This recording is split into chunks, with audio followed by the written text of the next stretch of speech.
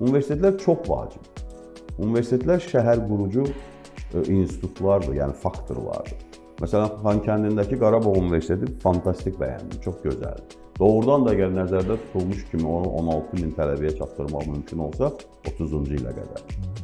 Mən sizi inandırım, elə müəllim tələbə heyəti 20 min olsa o universitetdə, Xankəndi avtomatik 200 min şəhər olacaq. Bir 10 dəfə o şəhər qurucu obyektlər yaranacaq. Kafesi, restoranı, oteli, yəni klubu, nə bilim nəyi, bax belə istehsal və yaxud da xidmət sahələri yaranacaq ətrafında, mütləq. İndi təsəvvür edin ki, orada 1 yox, 5 belə universitet olsun. Niyə olmasın ki? Misal üçün, Bakıda artıq tədbir başlayır deyə kirayə qiymətləri qalxır. Fantastik qalxır. Çünki yəni tələbələr başlayır. Çünki kampus olmalıdır da. Yəni biz dünyanı gəzmişik, görmüşük universitetlər, bir çox universitetlərdə olmuşuq. Tələbə həyatı kampusda olmalıdır.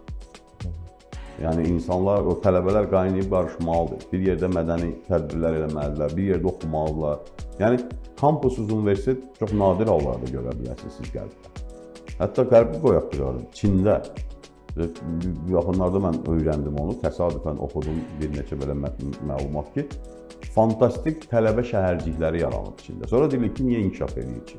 Ona görə də inkişaf edir. Yəni, universitet ətrafında tələbə şəhərciyi, kampuslar və ətrafında şəhər.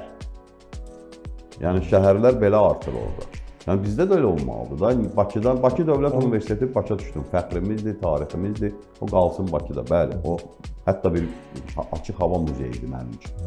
Çünki Cumhuriyyətin yadigarı. Amma başqaları niyə qalmalıdır ki Bakıda? Niyə? Yəni, bunun nə mənası var? Olsun regionlarda da.